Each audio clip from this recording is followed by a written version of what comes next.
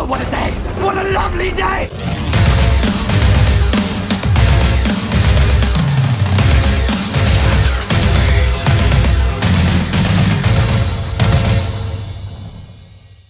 Welcome to Flat Earth Debate Uncut and After Show.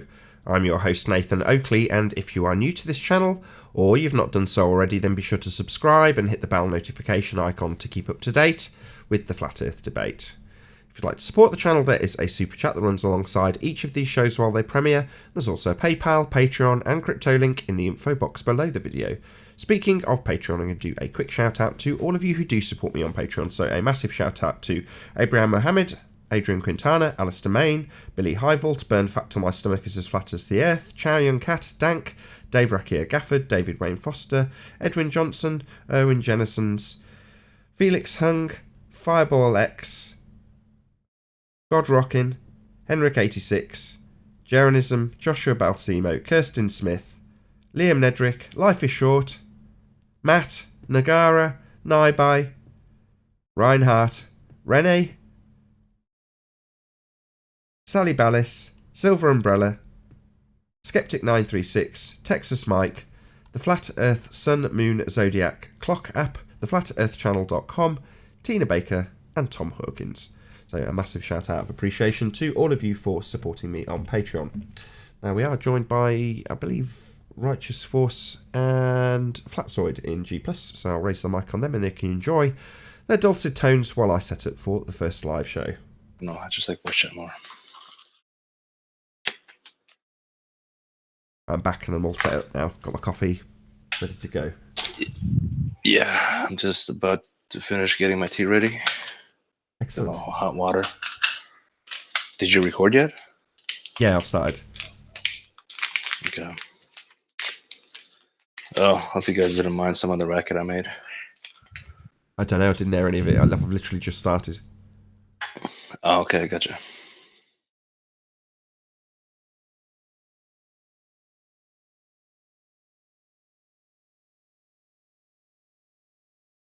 Literally just started and dead air.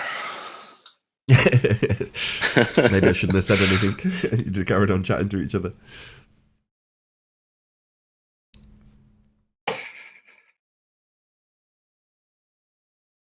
Yeah, because we're pre-recording either, I don't know which one it'll be, Saturday or Sunday. I haven't quite figured that out yet.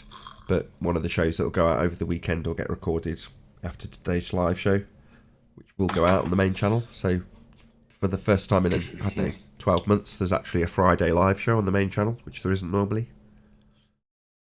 But wait a second, you don't got 2 episodes for this weekend now, do you? Well, yeah, because there's Bullbusters on Saturday. So what I will do is I'll mirror Bullbusters on Sunday, which will just become my that day's upload for the main channel. I was going to say if you were going to mirror QE for a filler. Yeah, exactly. Okay, so I was kind of thinking that. Okay, I got you. Your voice keeps going muffled. Is that because you're moving around? Like No, sometimes it sounds like it's close to the mic. I don't know. I'll have a look.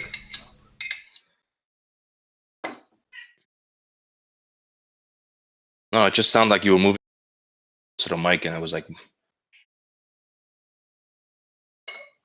I'm gonna have a look and see where I'm. See, normally I position the mic just off camera. Yeah, it's just a ways away from me. That was all. Okay. Sorry, phone switched off. So you got mugged then, Flatzoid? Yeah, yesterday. Bastards. Oh, I thought it was Mind Warp that got flat. No, Flatzoid. Whatever. No. Flatzoid, Well, okay. all I can say is the guy's going to be a hectic flat smack with all the content on my phone. You got to look on the bright side. Did you report it? Nah, I was actually on the call with you guys when it happened. Oh, you were actually on the call? Yeah, No way. yeah. Maybe he'll show up on the debates then. Well, it could have been worse though. What kind of phone was it? I was new YP30. A Huawei. Yeah, that's why I haven't tried before, guy there. Presumably you've just cancelled it and told them that it's nicked.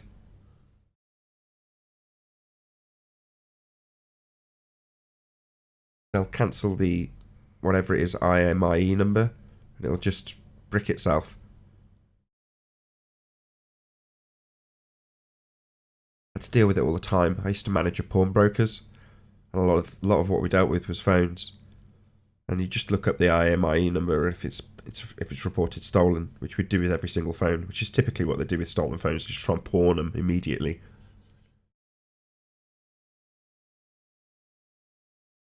Okay, yeah. Well, I'm looking at getting an iPhone again in January, so.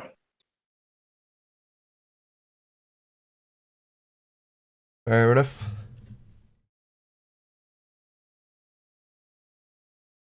Yeah, it's not much fun being robbed at knife point. I've been robbed at knife point before. Not much fun.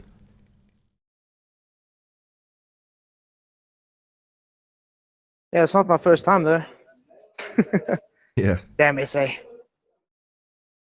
I don't know. Pretty peaceful here in Canada. It's pretty peaceful here in Warwickshire, but where I was born and raised in Birmingham, it wasn't so pleasant. Inner city I life. betcha.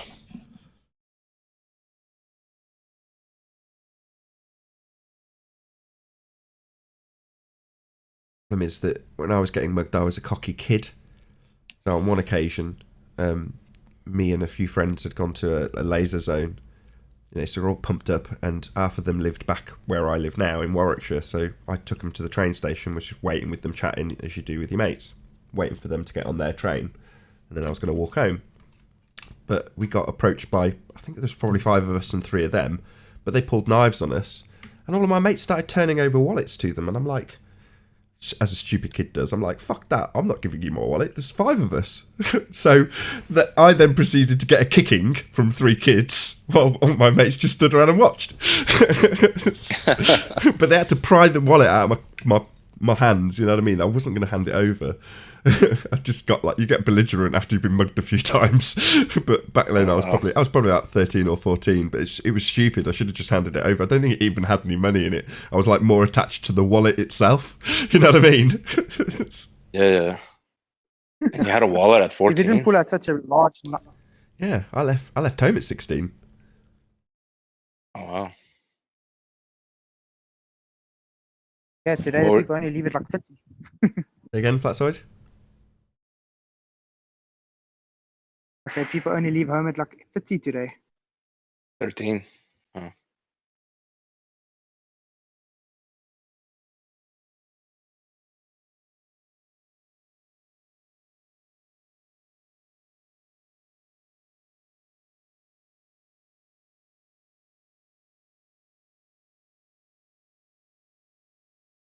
Ah, talking of being mugged brings back happy memories. So you're saying it happened more than once then, eh? Yeah, Wow. All in Birmingham? yeah. Huh.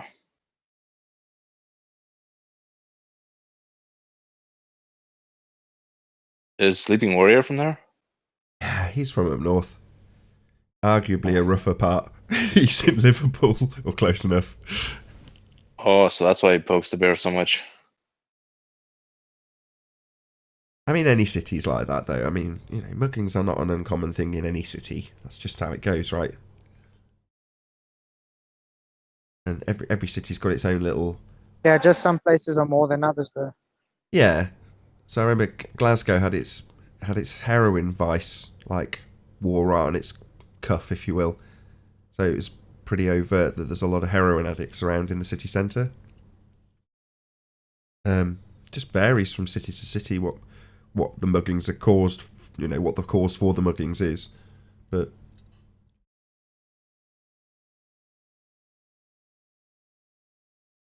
Yeah, I guess, yeah, it's for glue sniffing. glue sniffing, eh? Nasty stuff. Yeah. Not sure why people would do things that would like deteriorate their mind really fast. I remember Sarah Silverman taking the piss out of it, and she's out with some homeless dudes, and one of them pours glue in a bag, and on the bag it says TV. So they huff this bag, and then, you know, the idea is that they're then seeing visions like a television set. I gotcha.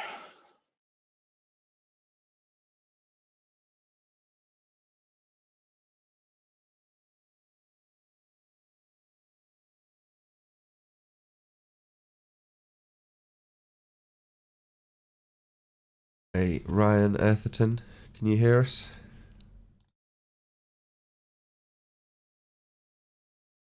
It's gone immediately. Maybe he's not used to talking on the show. Let's try that again. He's come back in. I just need to take him off mute. Hey, Ryan, can you hear us? I can hear you moving.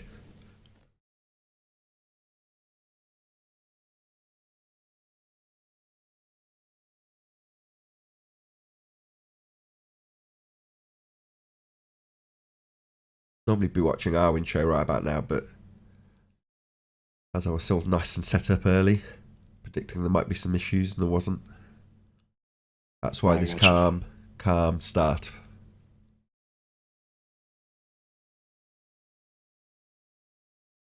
Yeah, I haven't caught up any of the later Starwind episodes. Yeah, I tune in quite regularly to Arwin. Subscribe today, ARWIJN. Show's called The Flat Earth Early Bird. Probably because it goes out about 5 a.m. in some parts of the States. 2 p.m. for him, but he's still called The Early Bird, despite it's actually 2 o'clock in the afternoon in Amsterdam when he broadcasts.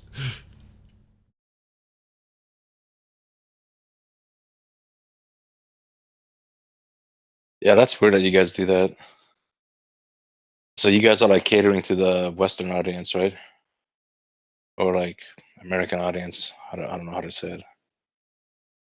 I think we've all kind of tried to time our show so that we've got the audience across the pond as well as us.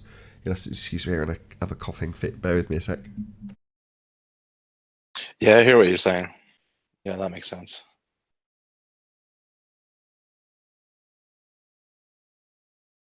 So this particular show, I'm gonna release a little bit early. So my logic was, if I start recording now, there's hardly anyone here. It's going to be a slow conversation. However, because the show's going out before IRM at 11 p.m, I'm going to be sticking out an hour early anyway. So this part of the show is going to have a very limited audience. So all it's going to be is me in the chat going, please share the show, please share the show, because no one's getting notifications and stuff. So it's all about people sharing. But I'll be pestering them to share a show that's actually very quiet. Not that it'll make a great deal of difference. I've done it so many times now when Ranty's gone live at 10, and I've gone, okay, fine, I'll go a couple of hours early, and done it at like 8. And you just don't get anybody watching on the Uncut and After show. I'm like, Ranty. But then again, if he's live, if he's actually of the inclination to be live at that time, hey, 10th man.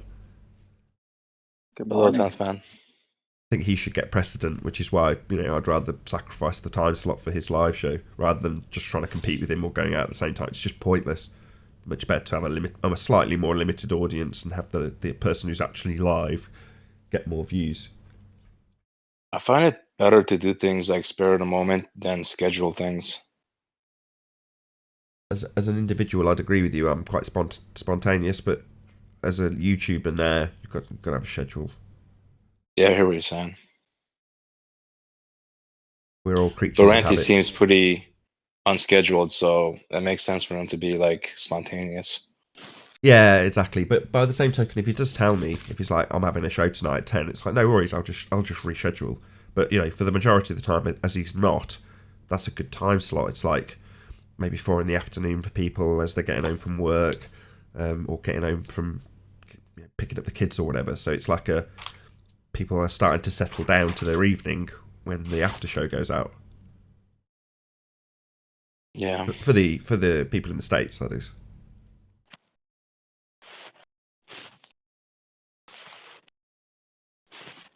What show's going to be today, the number?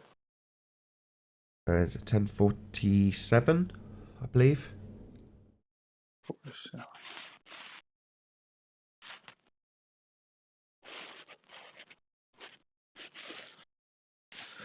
Okie dokie. It says 10:47. Should really plug IRM Okay. as I'm actually going to be scheduling around them. So 11 p.m. UK time, 5 p.m. Central Standard. I believe that's correct. Or is it 4? Either way. Yeah, around that sort of time-ish. IRM. As soon as this show ends, basically. So this will be a 2-hour show, and then straight after, IRM will kick off with Have No Sphere on Iron Realm Media channel. Be Here or Be Sphere. 11 p.m. UK.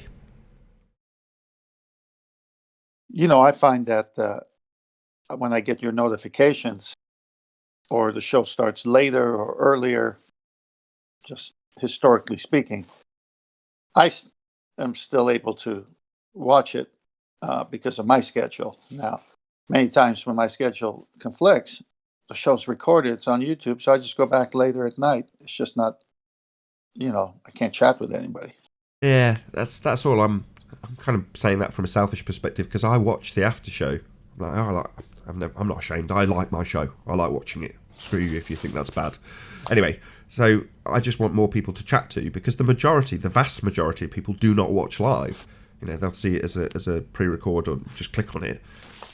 So yeah, it's not the case that it makes a vast difference to the overall number of views the video gets.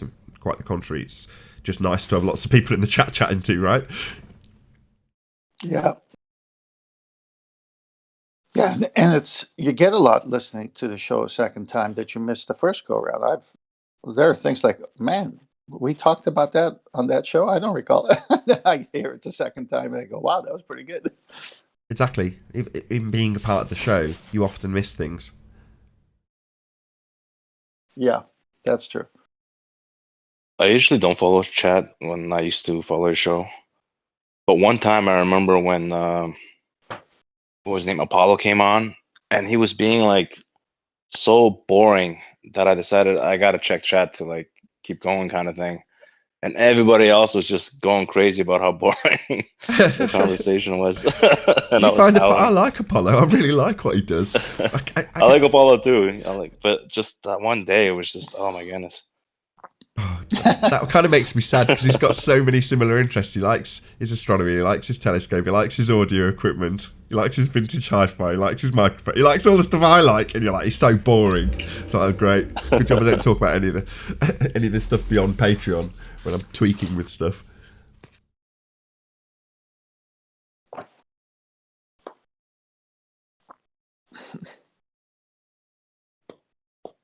Big shout out to Apollo. I think you're ace, mate.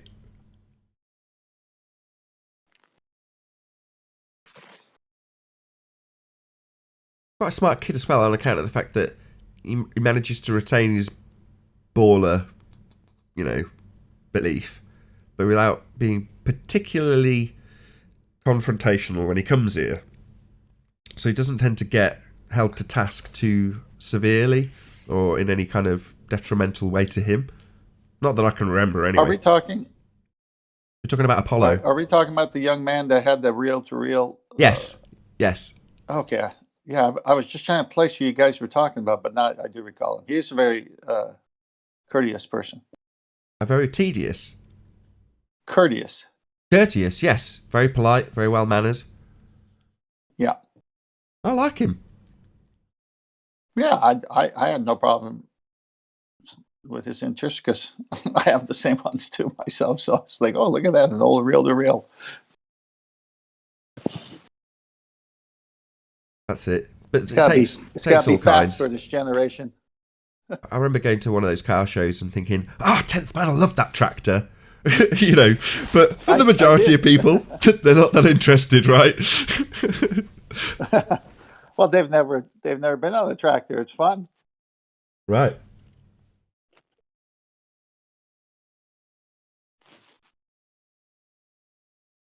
You cut out there. I didn't hear the.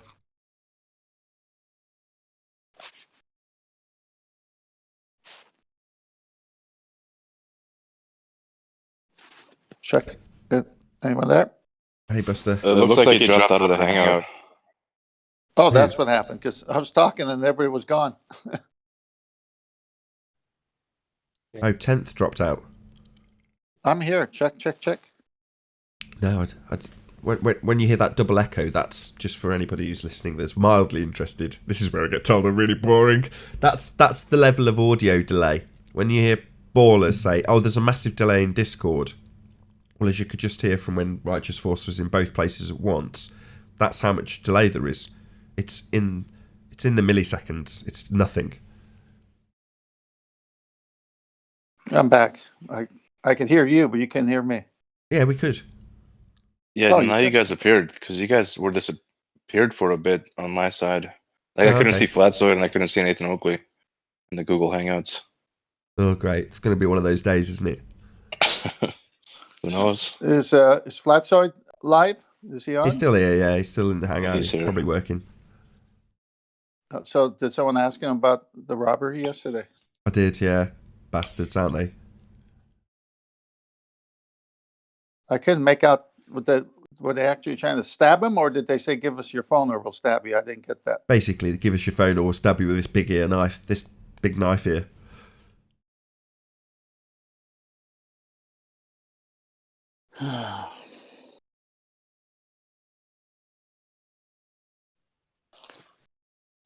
Mic check. Who's saying that? Ryan Eartherton, I can't hear him. Okay, let's refresh He's my where? Discord. I'm just going to leave and come back, 10th man. All right. Hey Nathan, do you use Wi-Fi? No, this is all hardwired. Okay, because I was gonna suggest maybe it's like the Wi-Fi signal that constantly gets you to be out of sync. Nah, it's all hardwired. Give us a mic check, Ryan. Check. I can hear him, it's just really quiet.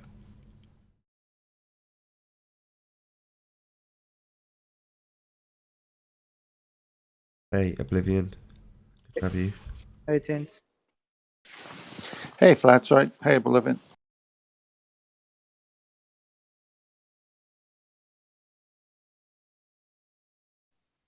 Is that any better?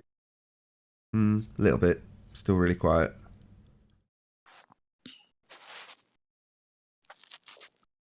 How close are you to your mic?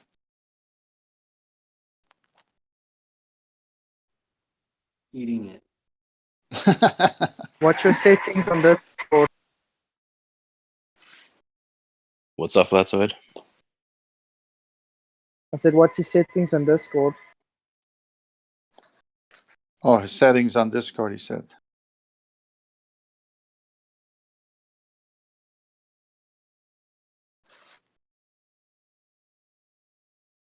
All right, so fake news is out there, fake in space again, with all their scheduled asteroids crashing into Earth stories. Fear porn. I don't miss it at all. Burn your TV set. Yeah. Yep. Turn off all your RSS feeds. It's pretty bizarre seeing this all this space stuff now. Like how it's pushed. Like I remember one time I was in a bar and I was just drinking a beer and like around afternoon while I was getting a poutine. And the radio was on and they're like, "Oh, we're doing like anniversary of Apollo landing, you know, we're just gonna play moon songs, like Dark Side of the Moon and all that." And I'm like, oh my goodness, this programming is like everywhere when you go out in the world. Flashing Yeah, away yeah, there, yeah. 10th. Can you keep yourself on mute? Because you're causing quite a lot of background audio for some reason. Who was that directed at? You. Oh, I didn't hear the first part. Yeah, just I can when anybody's got like background noise, I can just see their light flashing in Discord, which was in this instance you. I was just drinking coffee. That did it. Yeah, that'll do it.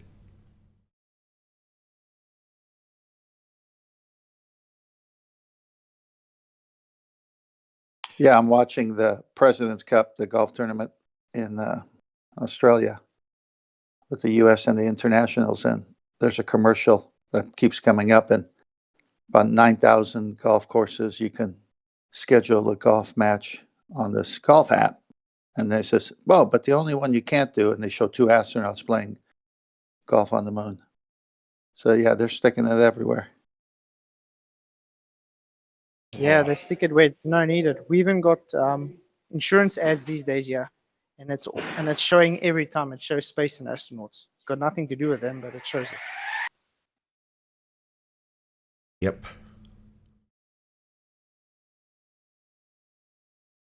Yeah, it's like the scene in They Live when he puts the glasses on and realises that it's absolutely everywhere. Wow, good point.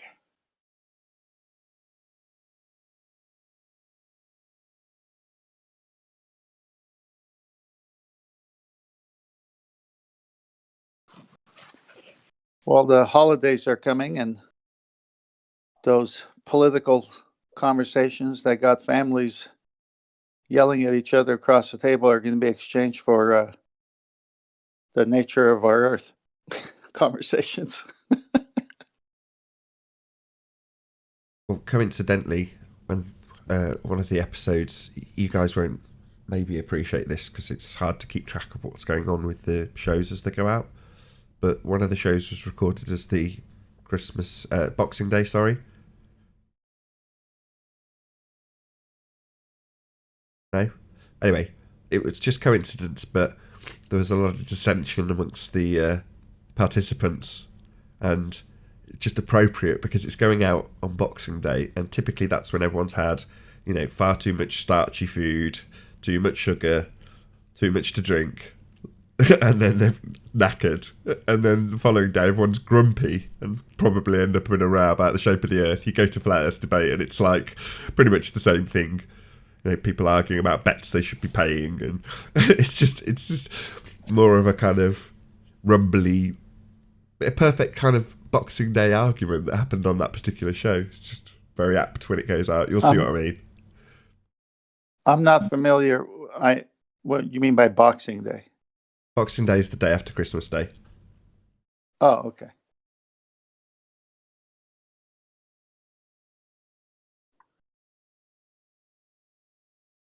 Yeah, Might it's going to do be one interesting conversations this year because they've been avoiding me all year.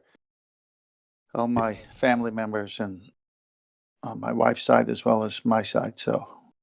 Oh, because of being a flat earther and presumably talking about the subject.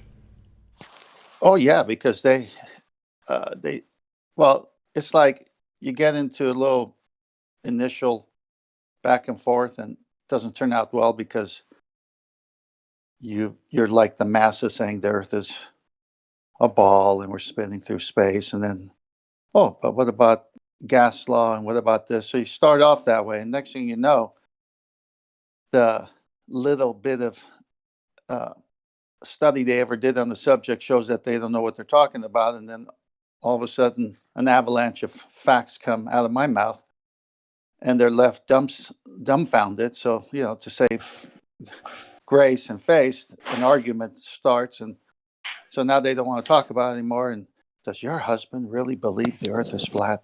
These rumors go around all year. Well, we're hosting Christmas this year. Everyone's going to be here on the property, so there's no escaping it. Just don't ruin it. Just don't bring it up. Inevitably, they will. Inevitably. The problem is if it's going to have a turkey, it's going to. I don't argue about it, but I do bring it up. I don't want to talk about your religion. Well, you have no choice. You're standing on it.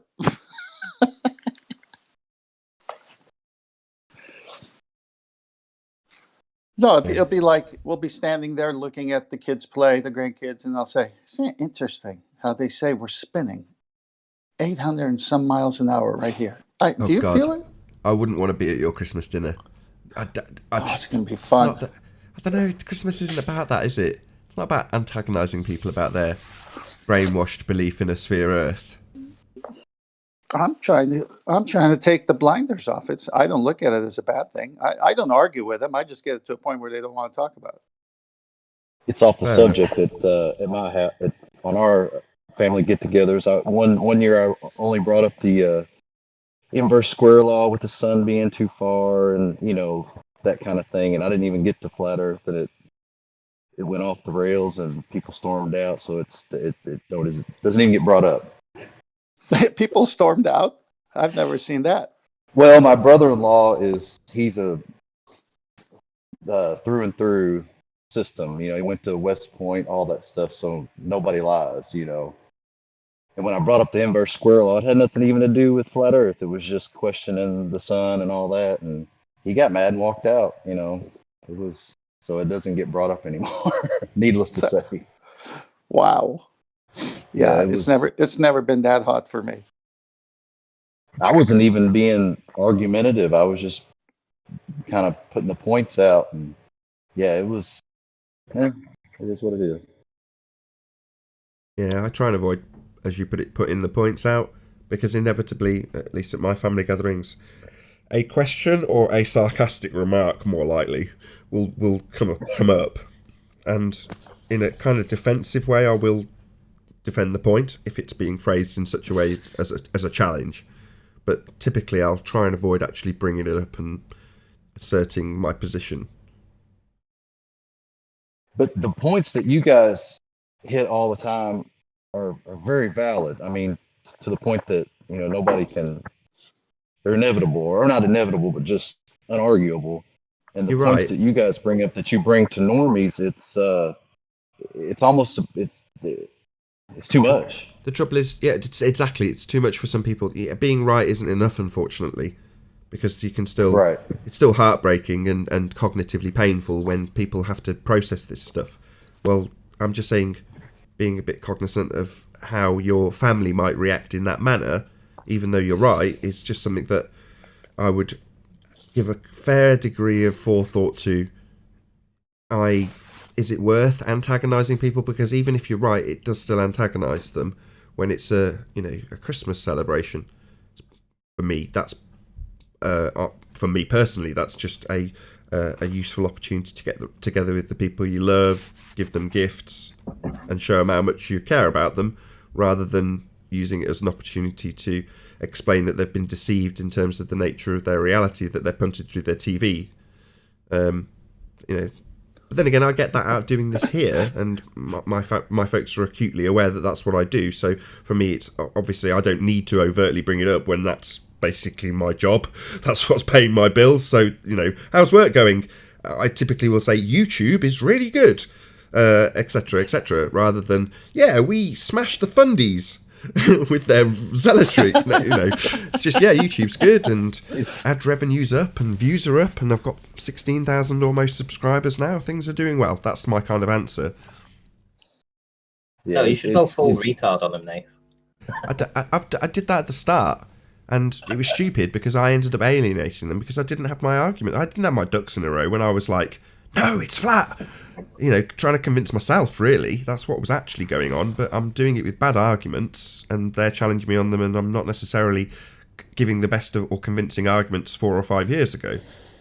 These days, as I say, as on the defensive, I can just, I can just rattle my way through a quick rebuttal, and hopefully that'll just draw a close to it within a couple of minutes, so it doesn't turn into a full-blown row, which nobody wants. Hey, Ranty. Well, it's hard. You can't go to those... Oh, I'm sorry. I was just saying hey to Ranty. Yeah, okay. Hi guys. It's hard when you go to the meetings or family get-togethers and the arguments that you guys have. Like, I've been listening for over a year, and I've started to wrap my brain around the arguments. But when you bring up how do you have gas pressure without a container, it's like it just goes way over their head. And it's not that it's that hard to comprehend, but it's just like when you've been indoctrinated for so long, when you say, how do you have gas pressure without a container, to end the argument, it doesn't even register. And sometimes it's the other way around, though. You get into these really complex arguments pulling apart the rhetoric in immense detail, like with gravity or Coriolis effect, where it's riddled with doublespeak. And we can do that fairly well. But then you come to average Joe just says, well, I've been to space. Well, until about 18 months ago, we couldn't have just said, no, you can't have gas pressure next to a vacuum. We'd have gone, well, look at all this stuff from the ISS, look how fake this is, look how fake, you know, and you'd be into appealing to their sensory ability to dissect something that's filmed on a soundstage or a set. And the whole point of that magic trick is to take you with suspension of disbelief into that mindset that you've got when you watch Star Wars.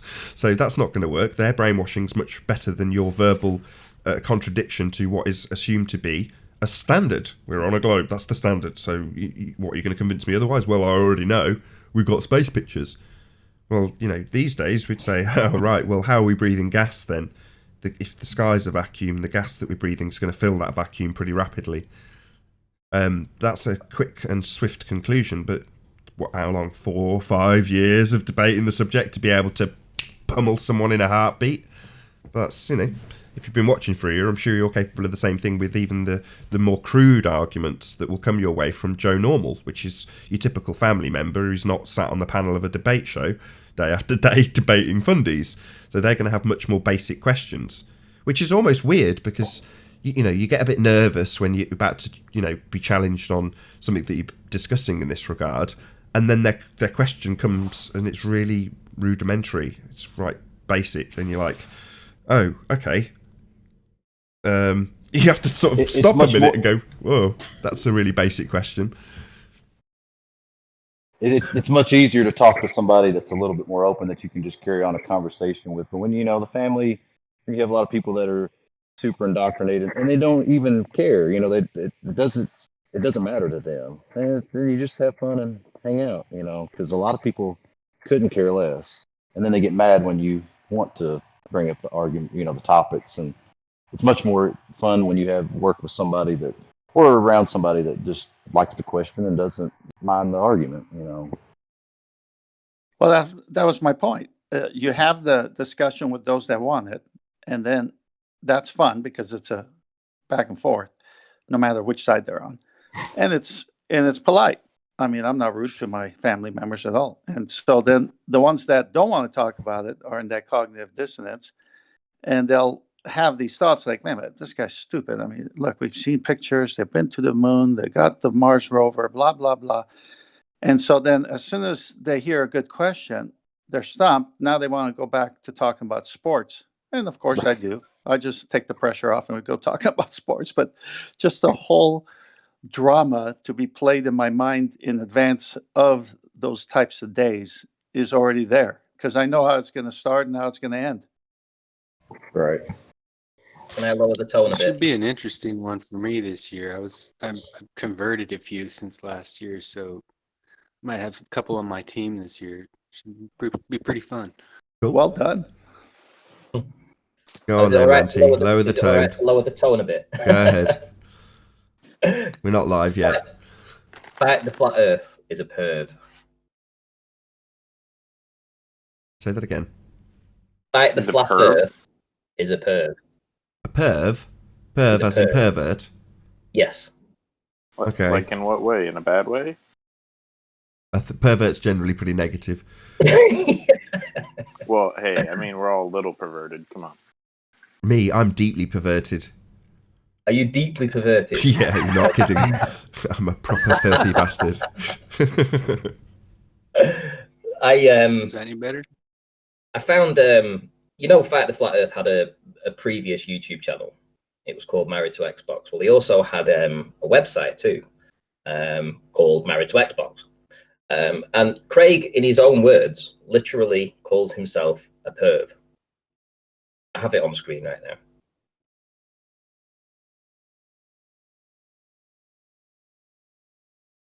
Okay, I've got it up. Do you want to read what is relevant? So, published by Craig McNeil, so 20th of April 2015. The title is The Top 5 Top Asses on Xbox One. This week's list video sees Craig, in brackets perv, McNeil, enjoying the graphically constructed derrieres of Xbox One female game characters, etc., etc. That's pretty weak. That's me all day, buddy. That's pretty weak. Sorry. Weak? Yeah, pretty weak. Yeah, but I can get away with calling him a perv now because he calls himself a perv. Okie doke. Because that'll win you a point. That'll It'd be win you better a if he point was, in the like, debate, will it? looking at a donkey or something.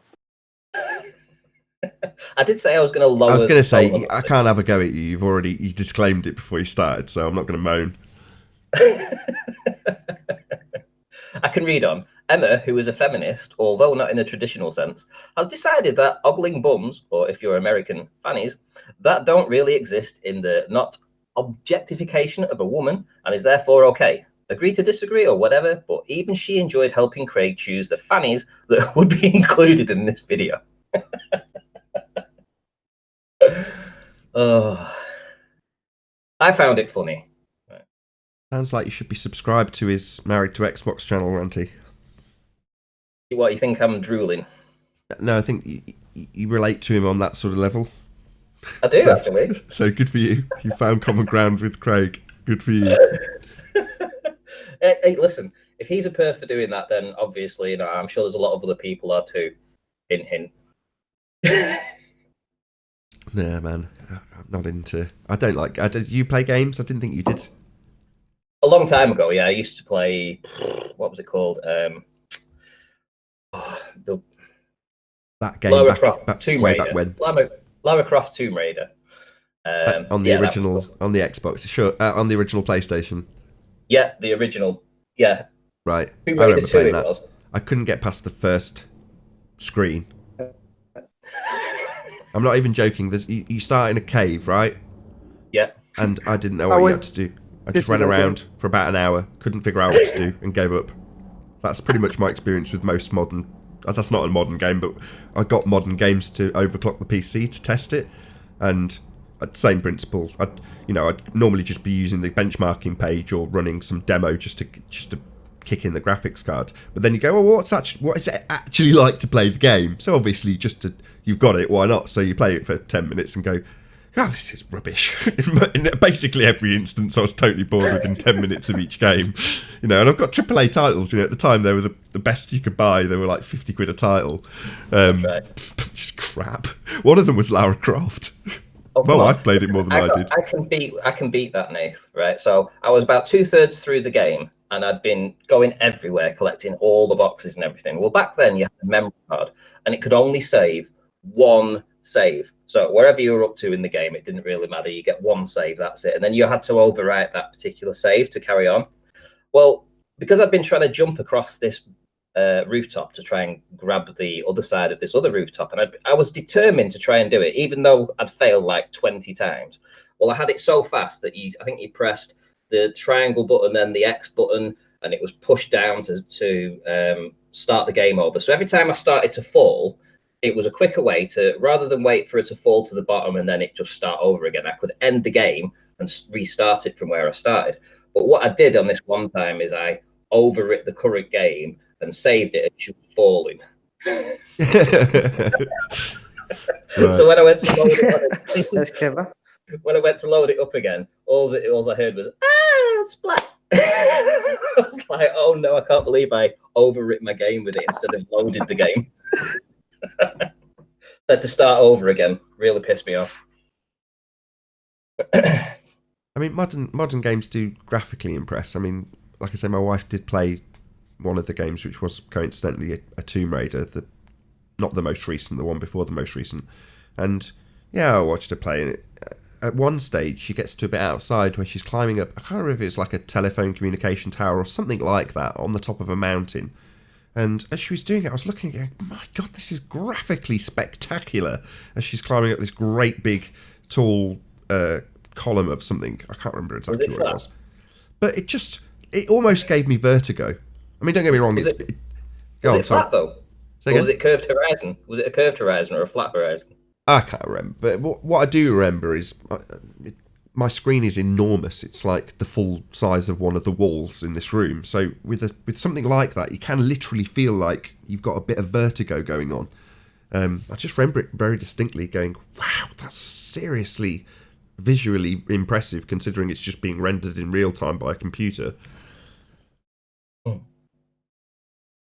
But actually playing the games, that's just totally rubbish. And a great substitute, which I found, because, you know, that took a long time watching my wife play through that crap game. Whereas you can just go to YouTube and just watch gaming videos. So that's what I do. I don't actually play any games, but I watch a lot of speedrunning videos. Man, I can mentally picture doing Mario in like 4 minutes because I've watched it on speedruns. You know, but actually playing Mario, who wants to do that? I used to enjoy Flight Simulator. Okay, yeah, I used to play flight simulators when I was a kid. I was like determined. I have to do the 18-hour flight. I remember Manic Miner. I used to get caught at the toilets though. Manic Miner. I have no idea what that is. But it was like it was on an old Spectrum 28 Spectrum Summit K. Can't remember what it was called now. Spectrum K anyway. And you had to load it by cassette. So sometimes it would load and sometimes it wouldn't. Sometimes it could take you an hour to actually get the game up and running. And then when you had it up and running, it was like, okay, make the most of it. But again, it was just, you know, once you died, there was no saves or anything. So I'd get to like level 7, I think, or where the toilets were. And I always died. The toilets always ate me as I tried to jump over them. Couldn't get past it. Very frustrating. The ZX Spectrum. No, Spectrum 28K. Oh, okay. It wasn't mine. It was the woman that I was babysitting for. But yeah, really good. Those are the days. Yeah, it's weird how games are all based on flat Earth, though. Everything's built on a flat map. All maps are flat.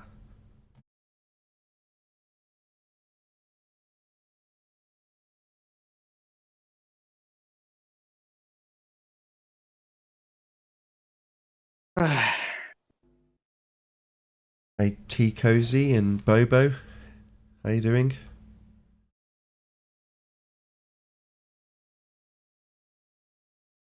We're doing fine, thank you, Nathan. Hey, good to have you. Good to be here. Is that you, Ranty? It was, yeah.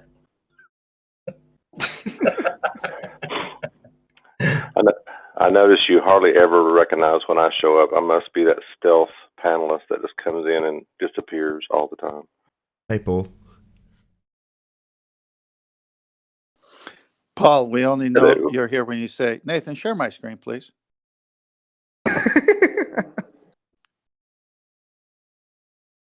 I told Darwin the other day that the icons are just behind the dome. That's all it is. Oh, that's I got you, just behind the dome. Yeah, so my kids... No, I remember that. You were making something that was in the way for your kid. Yeah, it's a dome. So my kids have got this paper or cardboard dome. So it's like a glorified cardboard box. Kids love Clark cardboard boxes. Well, this is a dome with stars cut out of it. So they climb inside it and have fun in the dome. But it blocks half my screen. That's the only downside, which is where your icons are, which is why in the last few days it's like, why doesn't he introduce the guests on the Hangouts properly anymore? He used to rattle through them one by one each and every day. Now it's like, who have we got in there? Probably Righteous Force and Flatzoid. That's about it. Just guessing. I'll get it done from memory today, Paul. You'll get a proper introduction on the live show, I promise. Oh, that's okay. It doesn't matter. I'm just playing more than anything. Yeah, I've seen that you've jumped up to nearly 16,000 now, Nath. Yeah, about Subscriber. 100 shy. Well, that's really cool because I remember you were stuck on below 15 for so long. And we were talking about how we thought once you get past that 15, you know, the algorithms will kick in again. What do you know? Well, it's just been me pestering people to share. I mean, I don't think people appreciate how important sharing the show is. So when they see me in the chat on this show, the after show, which I will be now, I'll probably be typing it out right now. Please share the show. It's because that's how people get to hear about the show. It's not like we're fortunate enough to be stuffed to the top of the lists. Even if you search for us specifically by word in the title, the chances are it won't come up. You know, what you'll see is the same old list of ABC, NBC, BBC, Vice Media. That's what you'll see. So sharing is the way that I think the channels have grown. So I've focused on that a lot more, asking people to share the show. and reminded people to subscribe. It's like Tony came on my channel, I think it was Tuesday night. I think we did the live stream, and I said to them, I said, subscribe to Sleeping Warrior. He needs your subscribers. And sure enough, I'm just checking his social blade now. He got 10 on Tuesday and 10 on Wednesday, which is excellent growth, really, when you consider that we are quite a low channels. We're only 4,000 subscribers. So each person that subscribes counts, really. That's Sleeping Warrior, by the way. Go and subscribe today. Yeah. But yeah, it's getting it under the noses of new people. That's how any growth takes place, really. But if it's not happening naturally, or you're precluded from having it happening, then you can only promote it inorganically, artificially, doing it yourself, actually sharing the show, sticking it on Facebook. Because obviously that can't be stopped. You can't stop people from sharing the information. But for many, if not all, of the YouTubers, well, I say all, the vast proportion of YouTubers, if they're growing and showing good signs of growth, then they'll get naturally bumped up through the algorithm. But as we well know in this subject matter, that's just not the case anymore. Hasn't been for, it's got to be 18 months, right? Yeah, easy that. It has been tough, unless you've got actually people actively promoting you. It's really difficult to find new people. It really is. And even I struggle to find people that are releasing content. And when you do, you watch the video, you subscribe to them, but nobody checks who you're subscribed to or anything. Or nobody because what I've started doing now is I've started liking videos. So if anyone goes to my channel and checks what videos I've liked, quite often it's new flat earthers with 100 subscribers that has an excellent observation or an excellent video. And it's my way of promoting them without actually specifically saying go and subscribe there. Just check the likes on what videos people are watching. The other downside with that type of promotion is you're on a bit of a tightrope in terms of keeping the who's who of this very small community happy. So I'll just be overt about it because I think it's behind us now. But when it came to attacking Bob Nodal, that was extremely detrimental. It completely drew a close to all growth on this channel. Well, that's because we're in a community where if you are being attacked, you're going to defend yourself and slag off the person that's attacking you, in that case me, which I knew would be that's the natural progression of things. So while I knew that was going to happen, that wouldn't necessarily happen if you just had a channel covering cars, because you're going out continually to a whole bunch of new people that are outside of your community anyway. Well, on the whole, besides the people sharing, this show and my channel will be exposed to people in this community. So therefore, if you've got somebody that's saying this person's a bad person, they'll all just go, well, I'm not subscribing then. So in other words, all growth ends at that moment, which is pretty much why I had that, whatever it was, 8 or 9, maybe even 10 months period where I was just completely stagnant, if not losing subscribers through natural declination of subscribers, i.e. every so often, every quarter or whatever it is, YouTube just purge all the channels. If you've not been watching, you've not been going consistently to a particular channel, they just unsubscribe you. So, I was naturally losing subscribers. You then get to a point where, that gets put behind you. People who have come into the community new, mostly from people sharing shows, will come across you and they don't have any bad blood in the water when they get in it. So that's where it is now. We're at the point where, fortunately, we're in a position where there isn't a great deal of bad blood amongst me and the rest of the community that are quote-unquote on our side or on flat earth. Well, that will change. There will be another thing that happens with some random sod that I've got to go after because they're talking complete crap about, I don't know, let's just pick one, ether or something else, that it'll end up me going, no, you've got no scientific validity, you've got no scientific evidence. They don't like it, and suddenly Nathan Oakley's a bad person again, and that could potentially draw a halt to all growth of this channel. I'd hope not. It was bad enough last time. But those are the kind of, for your own integrity, the kind of sacrifices that I feel are absolutely required.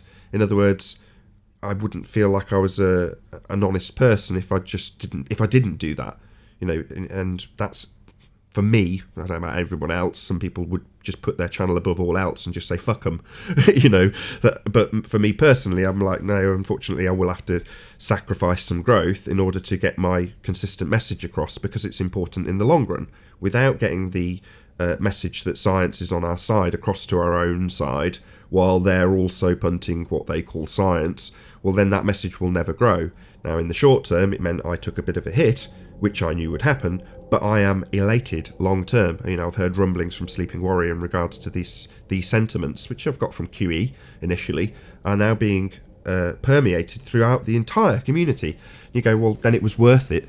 You know, I've rattled on a little bit longer than I would. The live show's a little bit late, so I'll get that started.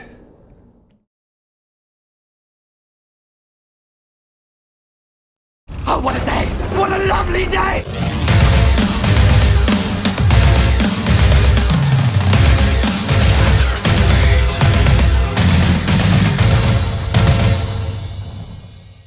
Welcome to Flat Earth Debate Live. I'm your host, Nathan Oakley, and if you are new to this channel, or you've not done so already, how dare you, then be sure to subscribe and hit the bell notification icon to keep up to date with the Flat Earth Debate. If you'd like to support the channel, there is a super chat that runs alongside each of these shows while they are live. There's also a PayPal, Patreon and crypto link in the info box below the video. Most importantly, if you'd like to join the discussion, simply mute the page you are currently watching, then click the link in the info box below this video to join the panel and express your views on the nature of Earth. If you do join, please don't swear. If you do, you'll be ejected, and if you are, please don't try to rejoin the stream using sock accounts. You'll be warmly welcome back on the next stream. Please also share the show on social media. Sharing the show obviously increases the live audience, but this in turn increases the chances of a more diverse panel. So please share the show on Facebook and Twitter.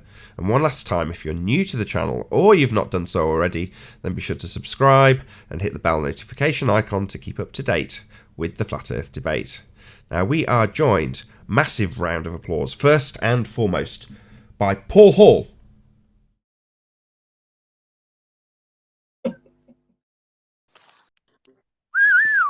Hello, hello. Hello, good afternoon. We are also joined by Ranty Flat Earth, Righteous Force, Flatzoid, and 10th Man in G+. Very good to have you all. Good morning. Howdy doody. And obviously a whole bunch of people Hello. in Discord as well. Hello everyone in Discord, good to have you all. Good morning. Good morning. Morning. Good morning. Good morning, good morning. Any signs of Earth curvature? Not Nope. from Southern California. I've been searching and still nothing. There is no signs of curvature, Nathan. I keep going out, having a look, can't find it. I keep trying. I do. Got all the equipment for it too, eh, Ranty? And you're not finding it, eh? I'm not finding it as much as I'm trying, you know, and I genuinely am trying really hard. And even though the globe heads admit, but they don't realize it. I might share my screen actually and just show you this. Yeah, screen. Yeah, the screen. That this up. No. There we go. So I got a message from Travis, and he said that Stupid Monkey put this as a comment to try and debunk the lighthouse observation that I did this week. And he says, I did a video on this a while back. To research it, I contacted the Lancaster Port Commission to confirm the focal height. This is a Walney lighthouse. They advised it was 70 feet above mean high, whatever it is, high tide, basically, high water tide. It is not measured against average tide height. The location, it's 9.67 meters, that's being the high tide. So it's higher than Ranty thinks. Well, that isn't the case, because I actually, in my video, I actually put all this in. I actually include all this, and it was actually 20 feet below high tide. So including high tide, which would be 70 feet, 90 feet above sea level when I saw the actual lighthouse. If we look at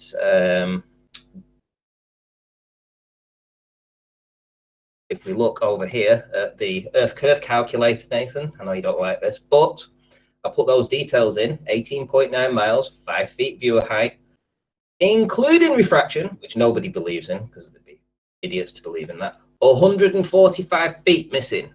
That's 55 feet more than what even with refraction. The geometric hidden is 174 feet. So even though they get messages from these clowns saying, okay, so we realized essentially we were seeing a lighthouse at 90 feet, it's in their faces and they still ignore it. They just want to argue over whether it's high tide or mid tide. They should be thanking you. The fact that you're entertaining them using the begging the question proof of nothing perspective hijacking curve calculator, they should be thanking you. It's like, if they tried that crap here, you know what I'd say? Oh right, Yeah. Where's your proof of R? Why are you ignoring perspective? Why are you hijacking perspective and calling it Earth curve? Why are you claiming that the edge of your model is the horizon? Show me this edge. Take me to this edge that this boat's going over as it gets too small to see. Here's the lighthouse, Nath, on video, 5 feet above actual sea level, with a tremendous swell, actually, tremendous swell and high waves. The wind was blowing at 17 miles an hour. And yet we still see the lighthouse, obviously because the Earth is flat and water isn't curving.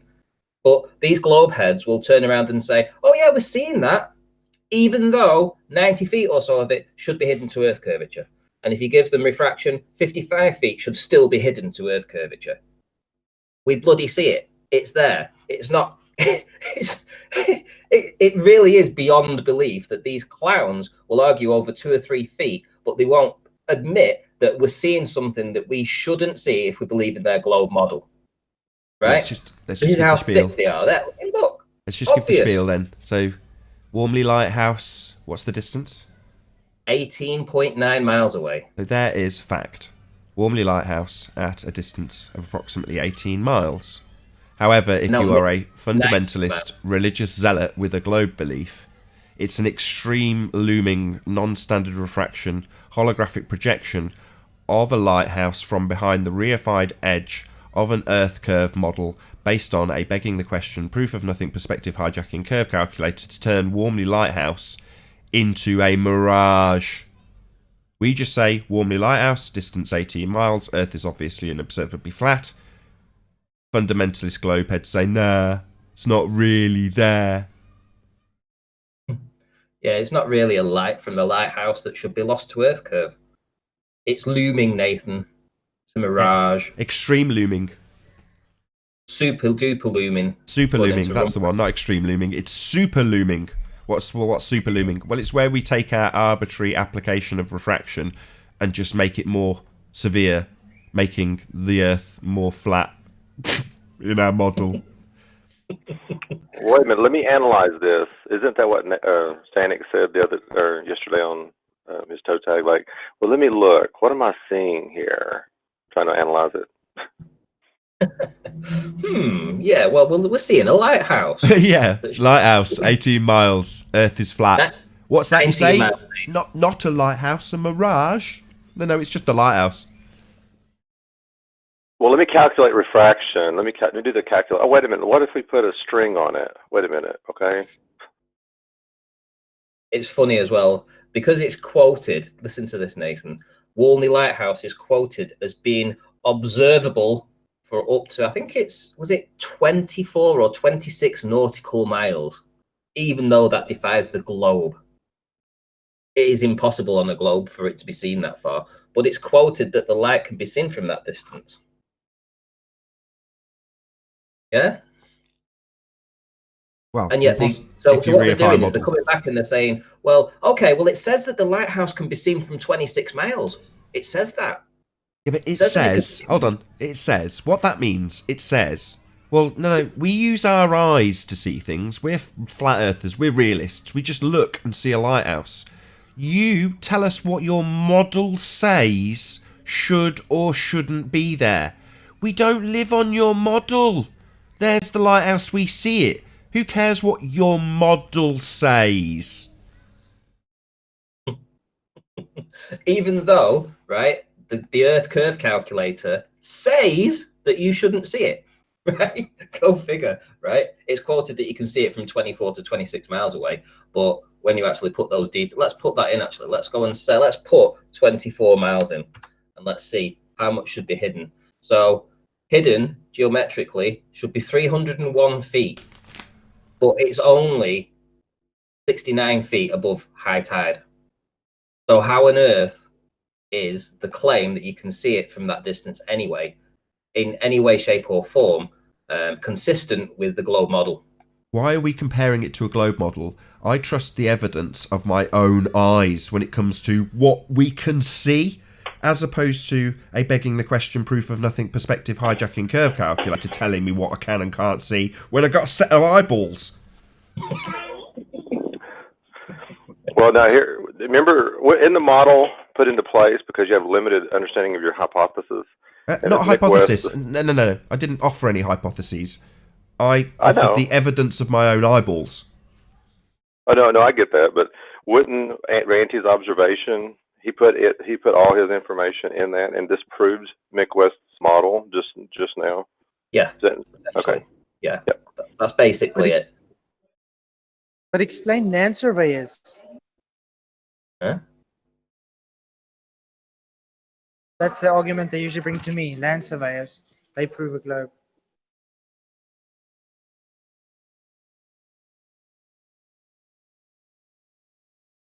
Right, I'm going to read out a couple of super chats. Godzilla37, thank you very much indeed for your support. I can't read that word. Pilpy is all globers have. What the hell is that? Pilpul.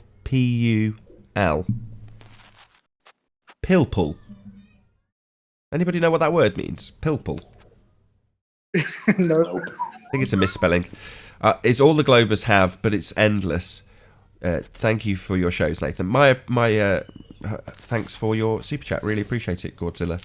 Daylight, Ohio. Nathan, I don't care what shape you think the Earth is. If you like cars, I like you. I like you, Doug. You had a big block. Heartbreaking story. Doug's had to sell his big block. So, unfortunately, we could have a moment's silence, but might not be appropriate. I'm so sorry for your loss, Doug. Thank you for the super chat, though. Sean Tibbett sends me a super sticker. Thank you very much indeed. If you build this 66 Chevelle, this will be my last build of my life. This will be my third build. So this is going to be your forever car. Oh, good choice. Pretty car. I like it. You know, great. If that's your forever car and you do a good job rebuilding it, Doug, hope you find one to rebuild that's not completely done over already by some asshole. You know, you can make it your own and give it 350 horsepower and blow the doors off every other asshole with an eco-mobile. Awesome. Anyway, yeah, thanks for all the super chats, Doug. Hope you find your car. I just want to check this out, Nathan. Just before you do, so I've got an explanation for what Pilpul. I can't read it on that screen. Let's just go to the other screen. Just 1 second. Sorry, Babs. Pilpul, the Talmudic art of endless argument. Oh, okay. Thank you. Didn't know that word. Learn something new every day. Thank you for clarifying it with money. Really appreciate the super chat. Go ahead, Babs. Check this out, Nathan. I just looked up the definition of looming refraction, and it says here that while mirages are the best known atmospheric refraction phenomena, looming and similar refraction phenomena do not produce mirages. Mirages show an extra image or images of the mirage object, while looming, towering, stooping, and sinking do not. So that completely debunks what Rumpus is talking about, because from what I understand, from what you guys are saying, he's saying that what we're seeing is a duplicate image of something that's behind the curve, and that's not what looming is.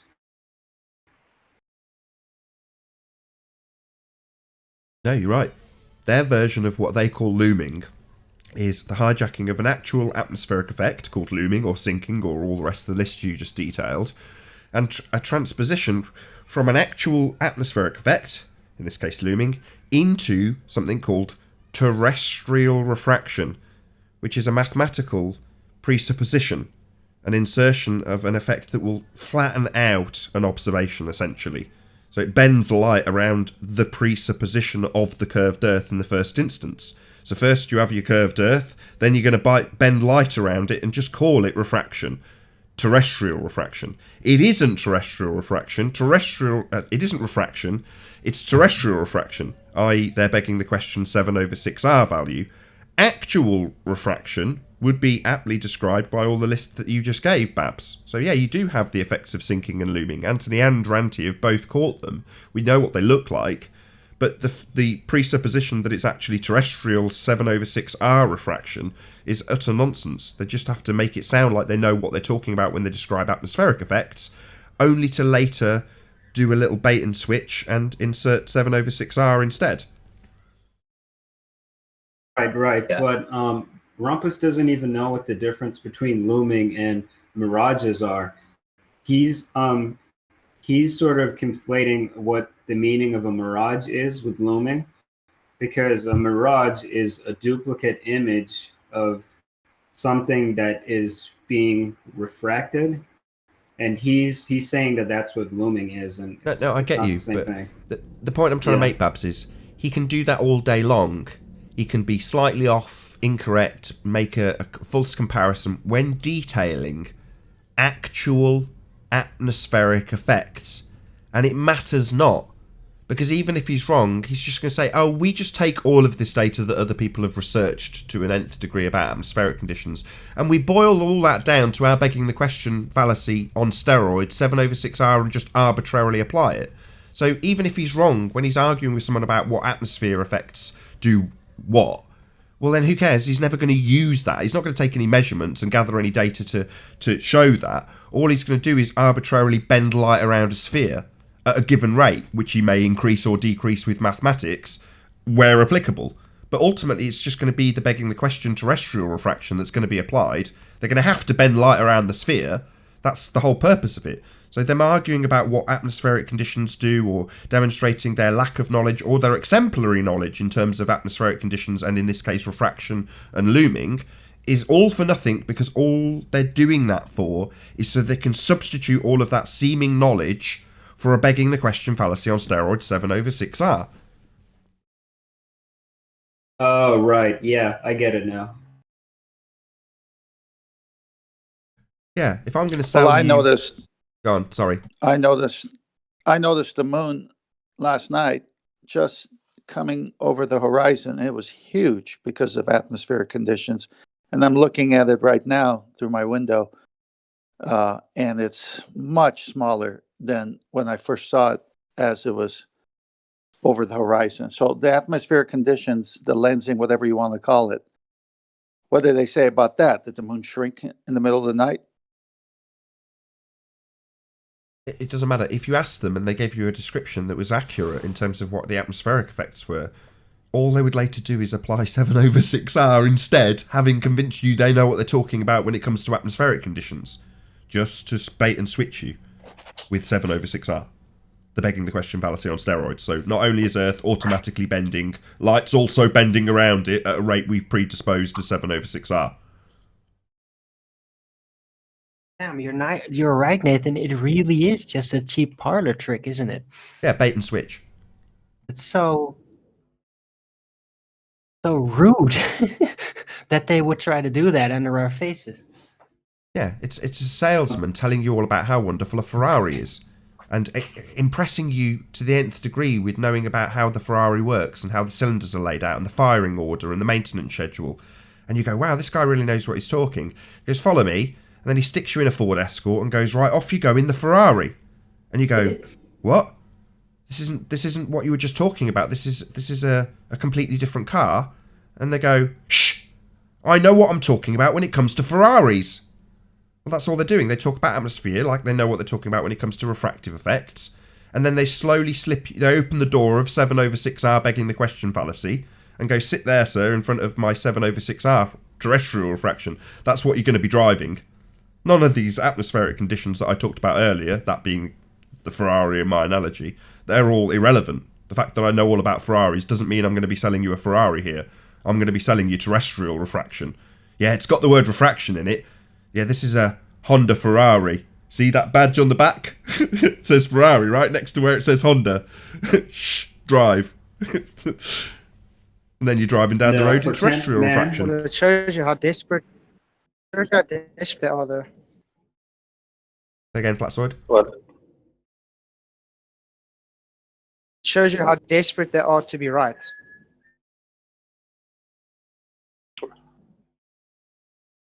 And also they do that bait and switch the when it comes to explanation that vacuum they're and going to differential give you pressure. for I don't know. Paul and no, Babs I keep both at the same talking time. over I'm everybody. gonna go Paul just because Babs.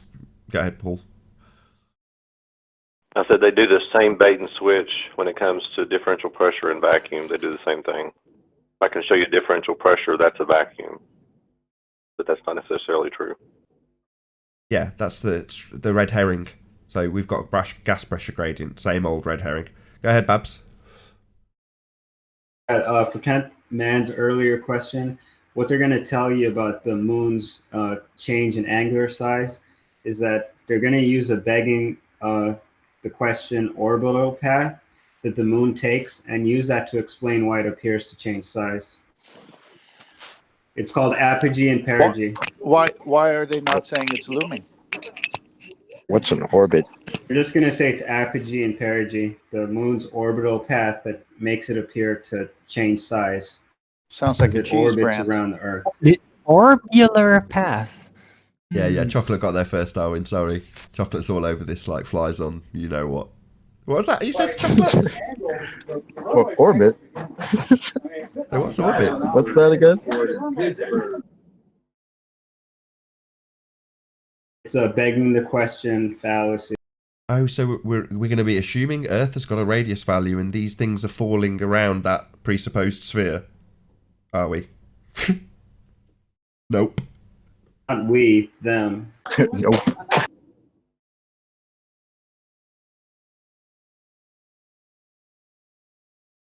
Yeah. Why does the not actual size of the moon change as it moves from its not actual position? That's not really that useful. Its angular size is kind of irrelevant. Just read out this super chat from Godzilla again. Another definition for it. Endless nitpicking. Ah, I see. Is that not what Globers do? Yeah, they major on the minors, as Bible literalist puts it.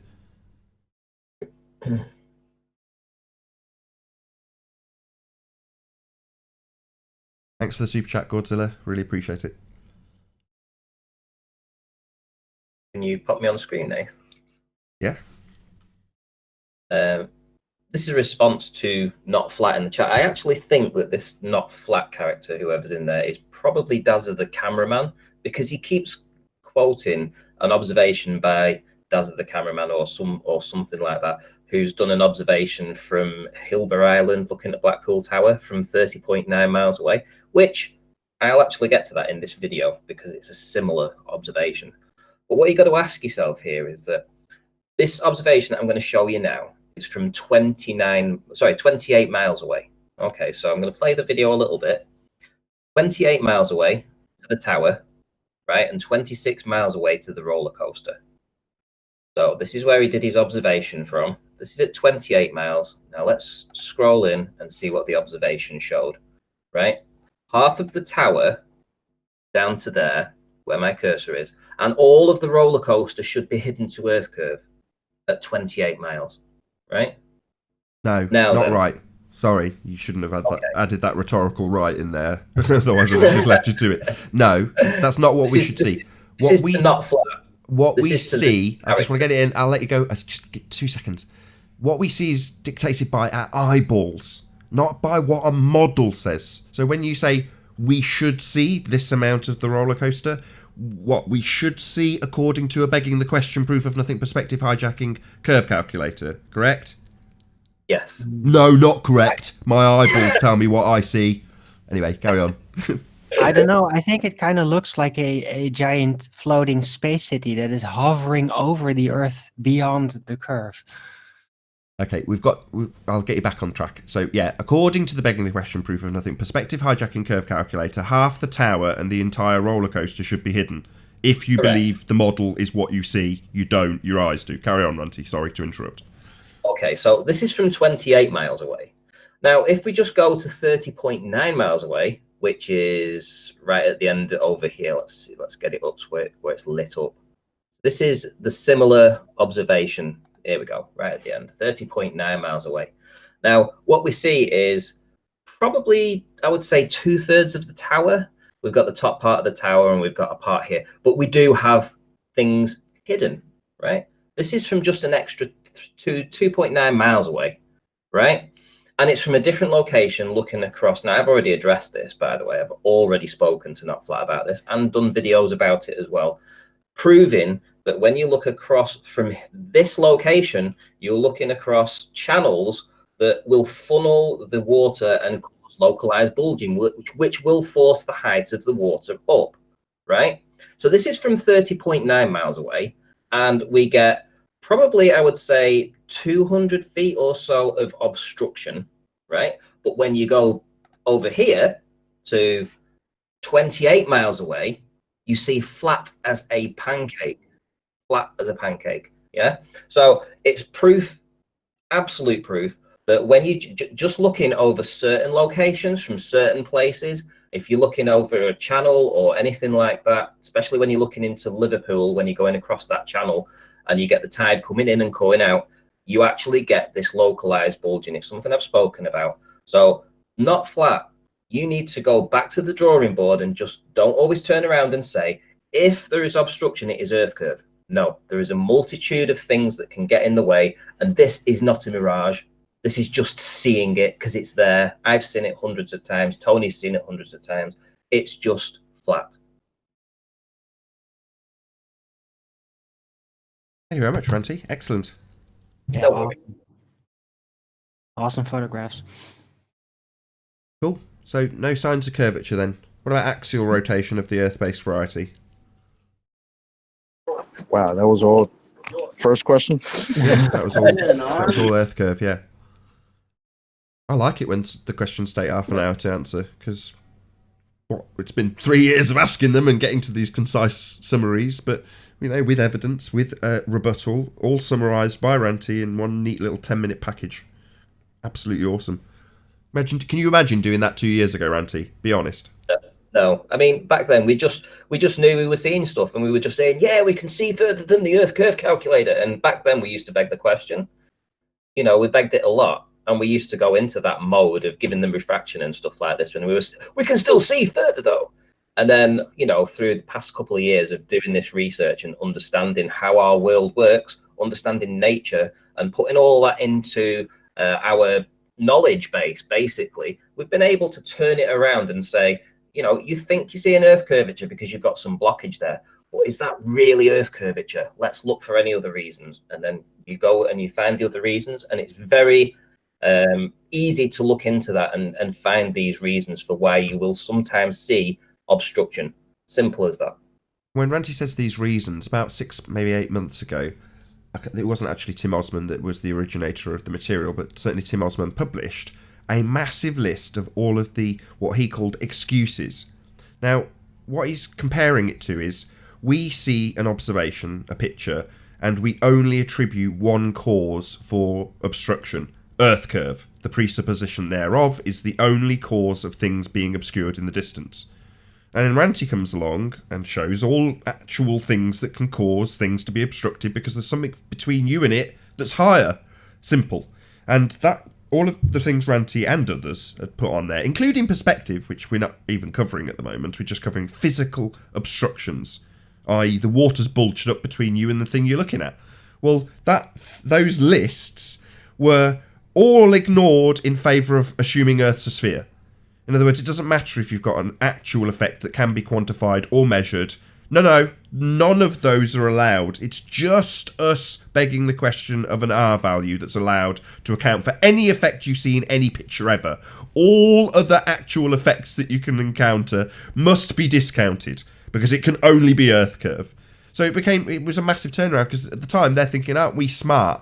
We've listed all of their excuses for Earth curve. It's like, what are you talking about? All of these things that have been researched heavily and demonstrated as fact, you're going to say, no, we just say Earth curve.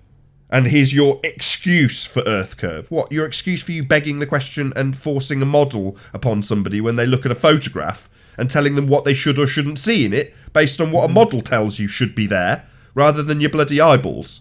So it became farcical. Their lists of excuses are actually things that do occur in nature, as opposed to just assuming Earth's a sphere and it's blocking your view because it's got an edge.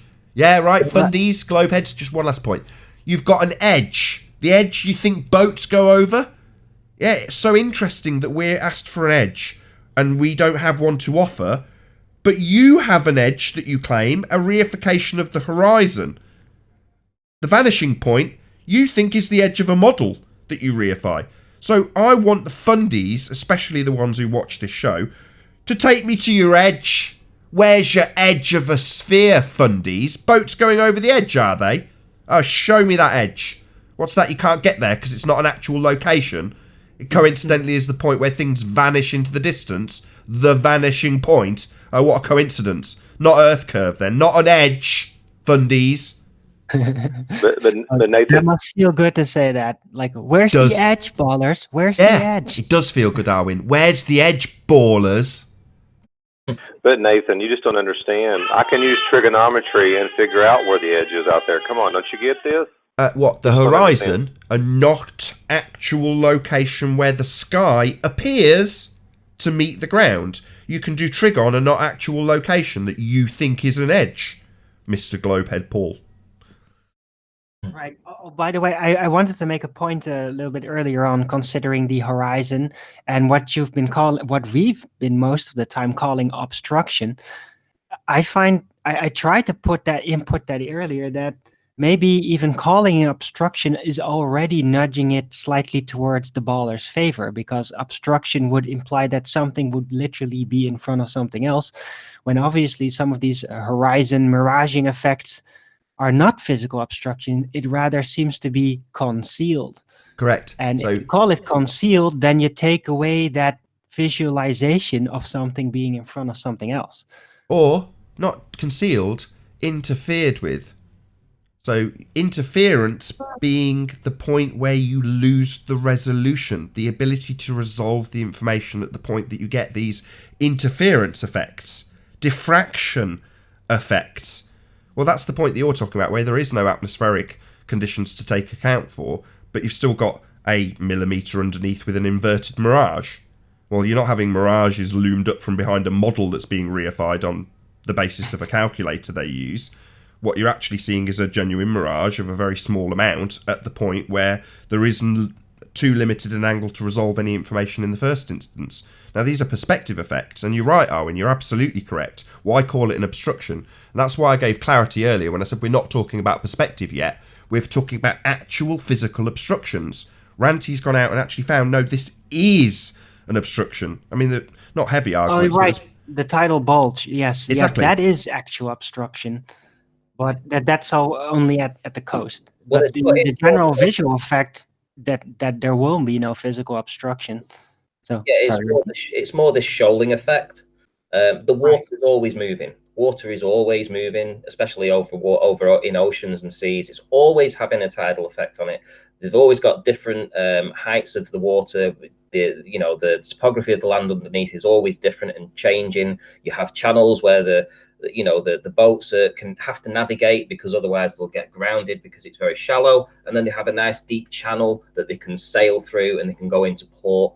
Well, in those channels, when you've got the tides pushing in and pushing out, you get all this shoaling effect that artificially increases the height of the water. And globers want you to put your water as flat. The deck is always moving. The water deck is always moving. It's always having an effect of some kind of pressure on it, and you'll get localized bulging. But the globers want you to be saying, well, you say it's a flat Earth. Well, it must be flat then. They can't comprehend that the water can have areas where it is localized bulging, and it's all caused by the topography of the land and the pressure of the water coming in and going out. Indeed. Perfect. And thank you so much for that research, Ranty. He's so right about what he says, and he's done the homework so much that even Mick West temporarily adapted his curvature calculator to mention that any bulge at the water would not be taken into would have to be taken into account for it. It's that real. Don't forget about that. That was huge. Any scientific evidence of gravity? Scientific evidence of what? Gravity. Scientific evidence thereof. Gravity B? No. Is that Travis? Yeah. I called him on Skype just so he could do that. What's up, man? Oh, Hello. What ho? Good to have you. Good to be here. No. Scientific evidence of relative density with no explanation as to why the directions, even though it seems to be very much set that the denser in relation to the medium goes down and the less dense in relation to the medium goes up. And that is scientifically provable. As for gravity and all those assumptions, no, that they just try to piggyback onto real things and then try to correlate it all into their globe science fiction outer space world. Gravity Or seems to no. be the magical. Or you could just say no. Yeah. Sorry, someone in Discord was trying to get a word in. Go again, if you will.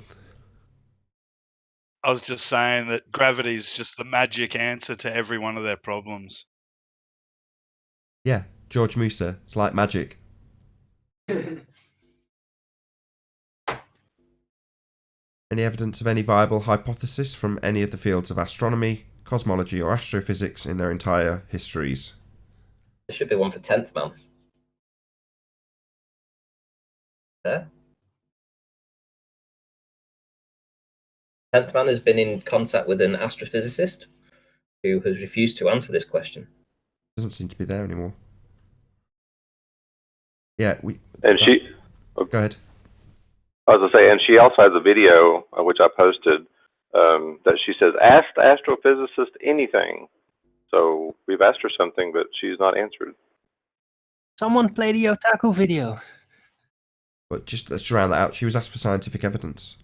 She said that she was going away to do science in the video, the AMA video. So 10th man approached her and said, "You said you were going away to do science. What science did you do? Can you let me know what the independent variable, dependent variable, and control variables were for the science that you were doing?" And she went away and said that she'd looked at some information. So he said, "Well, that's not scientific evidence." And so the conversation continued with somebody else as opposed to her, or lots of other people, I assume.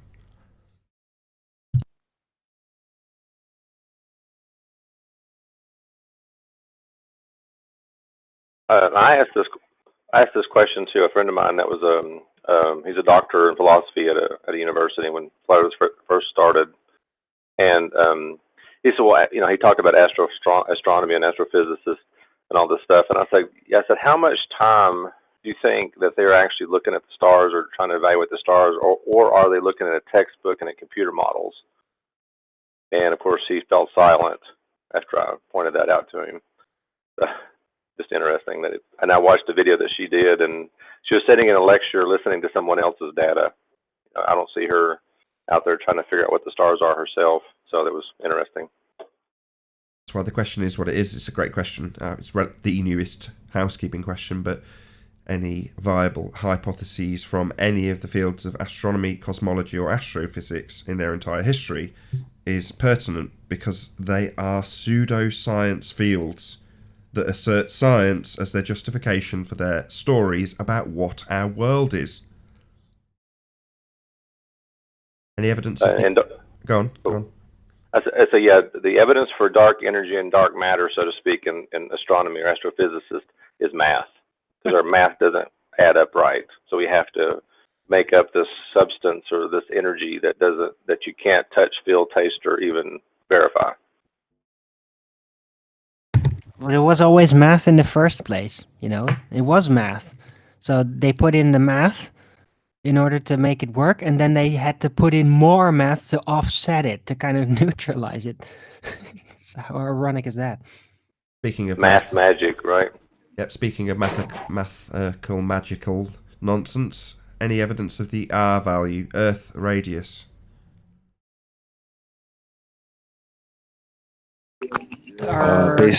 Based on an assumption, based on the standard model. Based on R? Pretty much, yep. Wait, let me dig this up. It's the reason we call the calculator the begging the question, proof of nothing perspective hijacking curve calculator. The begging the question part is the assumption of the R value, automatically assuming Earth is a sphere, and then having to bend things like light around your presupposed sphere with terrestrial refraction is where, or a similar situation to what Arwen's just described, you create a mathematical construct that seems to parallel something you observe, and then say it's your world. And then when things don't match up, you've got to create more mathematical bullshit to cover up the cracks, which is why you end up with what we call a begging the question fallacy on steroids, not just assuming Earth's a sphere with a radius value based on the standard model, which is based on the R value, circular reasoning, but also bending light at 7/6 of that radius value. It's just preposterous. Smearing in the cracks when people figure out why it's not the model that we're looking at when we open our eyes. Any evidence of a self-perpetuating molten iron core at the centre of that presupposed spherical Earth? Is the foot at the center, which would be what, almost 4,000 miles, and we've only supposedly reached almost 8. I don't know how we'd be able to confirm anything 4,000 miles down. We haven't even reached 8. So, right. I don't know. Sounds like guesswork to me. Well, even if you made it to 4,000, would you still be assuming that you're actually measuring a radius of a presupposed sphere that you're digging into? You're going to confirm that by digging down all the way to the centre of that presupposed value? Well, you could confirm it by digging down another 4,000 miles after that, right? Yeah, coming out the other end. Why not? Because it's a ball, right? Because that's what it is. Oh, wait, you mean like what's the name of that movie again? The new Total Recall movie. Have you seen that? With the elevator through the core? Nah, I didn't see that. The new Total Recall? I don't remember that. You don't? What is it called? Well, I didn't like that movie very much, so not much of it stuck with me. So Neither did I, but could have just it glanced had- over me. I don't know. Well, I didn't really like it compared to the old Arnold version, which is just amazing. But it still had that science fiction thing of a giant elevator that would go through the core because it was a lot faster or something. Yeah. Any evidence that you can have gas pressure without a container?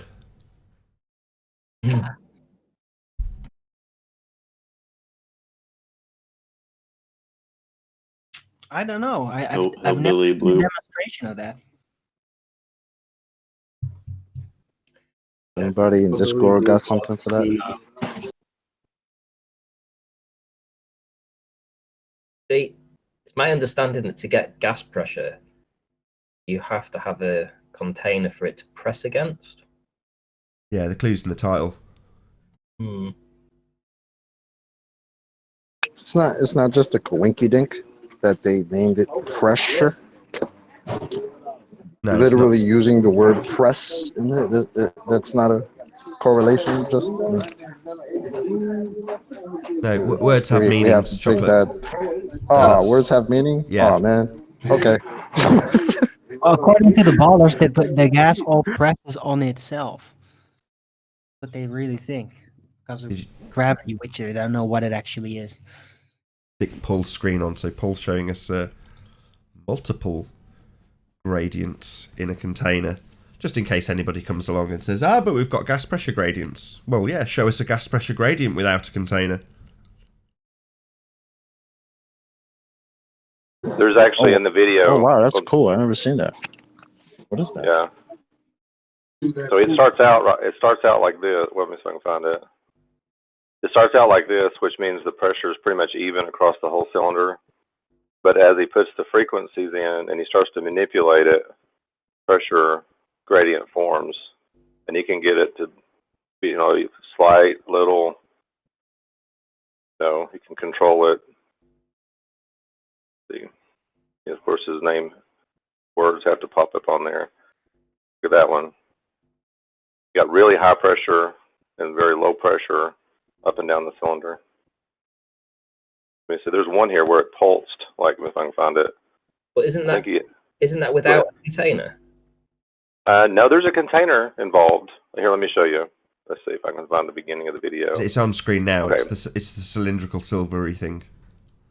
Right, but if you look, he brings in the propane in the tank to the left, and then he has a cylinder. Yeah. So he has to have a tank to bring in, and then he has to have a cylinder to maintain the pressure, to get it to do even the differential pressure. But wait. That cylinder's got holes in it. Does that mean it's not a container, Paul? It's containing the gas. It's leaking, and entropy is, or increase in entropy is occurring. But the gas is contained in even in a hole or cylinder with a hole in it. It's leaking. It's a leaky container. This is a cool video. Because I'm not going to play it for Nathan's sake, but there's a hole in his bucket. Yeah. And like there's one here where he actually, like towards the end here, look at that one. He actually increased the pressure using sound. Just increased the pressure across the, even there's a differential pressure, but he really increased the pressure across the whole thing. And the gas is probably constant coming from the propane tank. So the amount of the amount of gas is constant, constantly being injected, but it's the sound waves that's increasing or decreasing the pressure. Propane tank, you said? Yeah, here I'll go back there and show that again here, right there. See the propane tank to the left? See it? Can you just say, Paul, can you just say propane and propane accessories, please? Can I say propane and propane accessories? Is that what you said? That's perfect, thanks. Yeah, you have to even maintain propanes, to be able to transport propane, it has to be in a contained system. Because at its boiling point, it becomes a gas at a very high, or is it low temperature or high temperature? I can't remember exactly how that works. Or would that propane be in a separate system than our atmosphere system? I'm sorry, Flatfoot, say that again, or ask that again. Would that propane be in a separate system? Well, I guess once you open the valve on the propane tank, this whole becomes it all becomes one system, wouldn't it? Yeah, that's my point. So if Earth is a globe, it's a separate system to space then, correct? You would think. Cool. Yeah. As soon as he opens the valve, the propane flows from the tank into the cylinder. So it's moving from one system to another. I would love to know where the valve is on Earth. Chocolate, you must forget. They say it's closed and open at the same time. Oh man. No. The new word now. I heard Pepe say this. It's approximately closed. Approximately. Yeah. Approximately. Come on now. You don't know what approximately means? So is that container an approximately closed container with its gas leaking out of it? I guess it would be approximately closed according to their it's not, is definition. it? It's open. But not all of it's escaping all at once, Nathan. Come on. It's still an open container. It's just an open container. Would there be matter leaving? And you know what happens with an open container? The gas leaks out. So if we're an approximately open closed container, whatever the contradiction they come up with, well then the gas still leaks out, doesn't it? Yeah, I think that's what's causing the flame. He ignited the flame and the gas is escaping and he's using it to make the flame. Is that right? Did I get that right?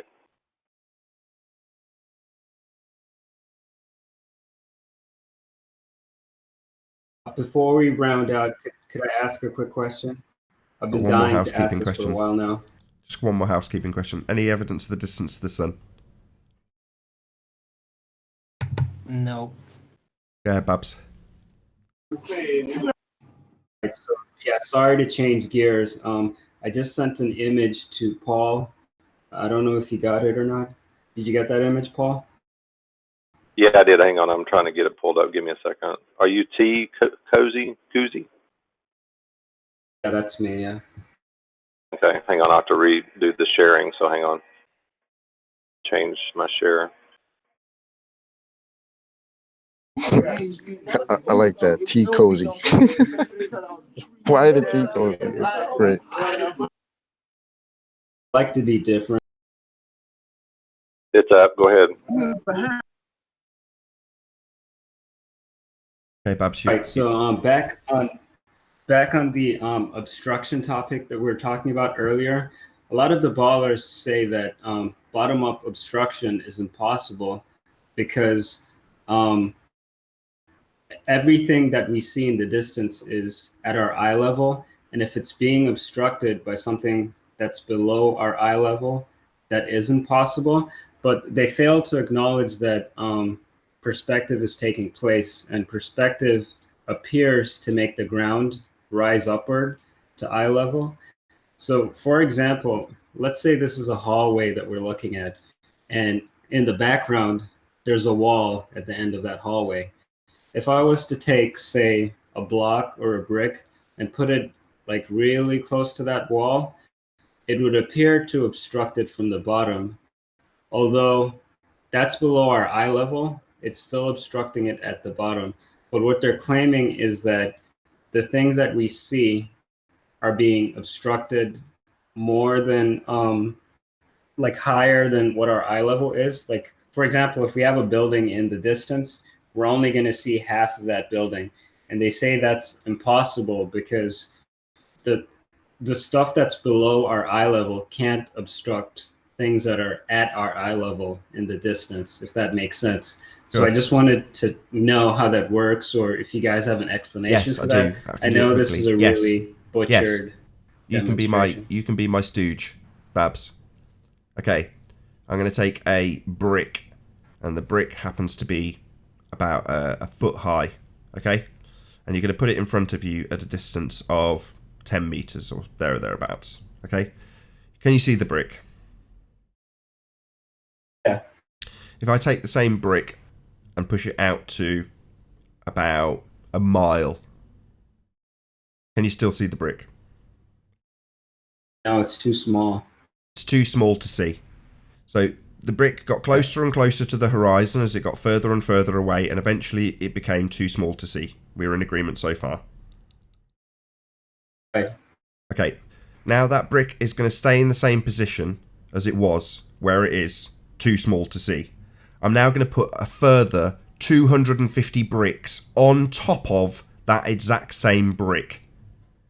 Can you see the 250 bricks I've stacked on top of it?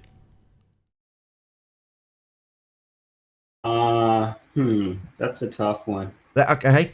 It's now. Hold on. Go ahead. I'm going to put 2 million bricks. I'm going to build a skyscraper on top of that first brick that is still at the same distance and too small to see. Can you see the skyscraper? Yeah, because it's bigger. Yeah, but the brick's still too small to see at the horizon. Right. So we've got a skyscraper that's visible with one brick at the bottom that we can't see because it's too small. Ergo, this building is one brick, according to them, obscured by Earth curve? Or is that brick just too small to see at the bottom of this building? The brick is too small to see at the bottom of that building. So the angular limitation at the horizon, where your angle is most limited, causes things to reach and breach the diffraction limit. Vanishing point. The brick at a mile is too small to see. You build a building on top of the brick. You can see the building, but the angular resolution of the brick it's built on is still too small to see. Ergo, bottom up, what they call obstruction, is just an angular limitation. It's called perspective. Right.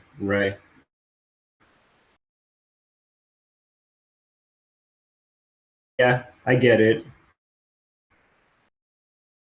Yeah, rest in peace, Earth curve. That's the hijacking part of the Earth curve calculator description, begging the question, because it assumes perspective hijacking. Because what this effect that I've just described of the brick disappearing at distance, but the things on top of the brick not disappearing because they're bigger, larger angular size, is what they remove from the Earth curve calculator by using actual sizes. I've described an angular limitation to that brick at the bottom. Well, they just say, this building is a 200-foot building. Why are we missing 8 inches of the building at the bottom? Well, hold on a second. You're saying that a feet and inches value that will not change with distance has suddenly got a need to account for how much is missing at the bottom in feet and inches. Well, this building, let's say it's a 100-foot high building, if you push that building that's 100 feet in this example, specifically 100 feet, to 1,000,000 miles, well, then it's still a 100-foot building. So therefore we should see it at 1,000,000? No, we shouldn't, because the angular size of that 100-foot building has got smaller and smaller and smaller as you got further and further away from it. The angular size reduces with distance, something that's ignored in their perspective hijacking curve calculator. A 10-foot wall or a 100-foot building is 10 foot if you're stood next to it, or it's 1,000,000 miles away. And this effectively removes all aspects of perspective from their curve calculator. They're calling the effects of perspective, the brick disappearing in the distance when it gets too small, they're calling that effect Earth curve. Right. They also failed to mention that the waves in the foreground can also appear to obstruct objects that are in the background just because of angular size differences. Yeah, Ranty covered that beautifully earlier. So if you've got something that's bigger than it in the near foreground, its angular size could be potentially larger than the thing in the distance with a smaller angular size, i.e. a bulge of water trying to force its way into a nice narrow passage, or the other way around, escape from a narrow passage, bulges up and becomes a larger angular size in your middle distance than the thing you're focusing on in the far distance. Therefore, the angular size is larger and it obscures the thing in the background. Oh, what's that you say, fundamentalist religious zealot with a globe belief? That's Earth curve. No, it isn't. It's an angular size differential that causes something in the near foreground to obscure something in the distance through angular size, something completely ignored in their calculation. And with that, I'll say if you are watching on the Nathan Oakley premiering stream, then stay tuned as there will be an after show to follow. Unfortunately, if you're watching this live on Nathan Oakley 1980, this is where we bid you farewell. Be sure to check out nathanoakley.com and the Flat Earth Debate Forum to keep up to date with the community debate. A massive thank you to all of today's Discord and G Plus panels for making this live show possible. Once again, stay tuned if you're watching on Nathan Oakley channel. I've been Nathan Oakley, and I'll see you all in the next video. Oh, what a day! What a lovely day!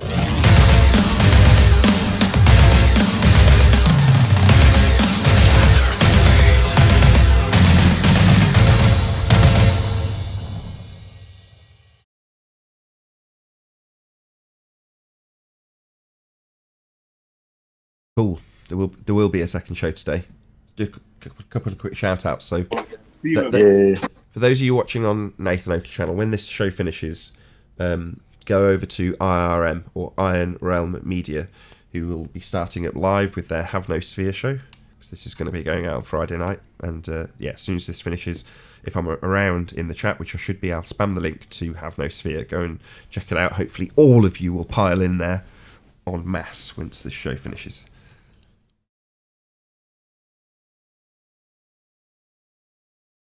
4 more hours. Right, I'm gonna put myself on mute. Hopefully you guys will chat up on yourselves while I'll fiddle and faff.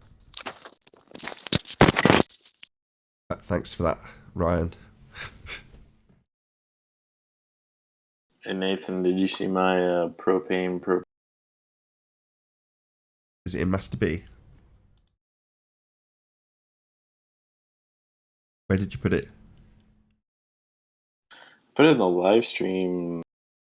I don't have it open. The Discord message.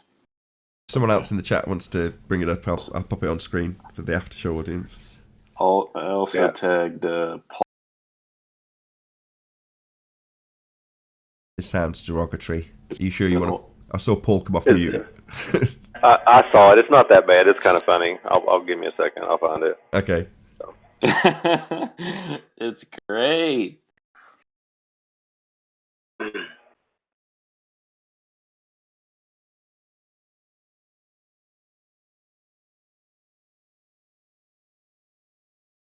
No. It's not. It's not really appropriate. Inappropriate. Oh, well, no. Okay. It's. That's not that bad. It's just funny. It's not that bad. Propane, and then it's got a dominatrix. Propane accessories. I'll tell you what. I tell you. Every breathing. I tell you a what?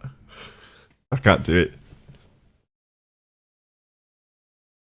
If you were doing something with nudity or something really bad, I wouldn't have posted it, but this is not bad. This is just funny. Very good.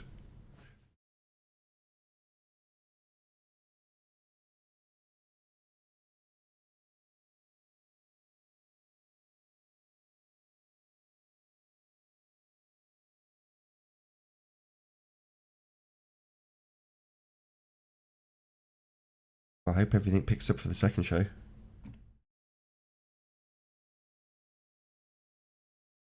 I was thinking earlier, and I wanted to give a shout out to the first few gas molecules that started the atmosphere.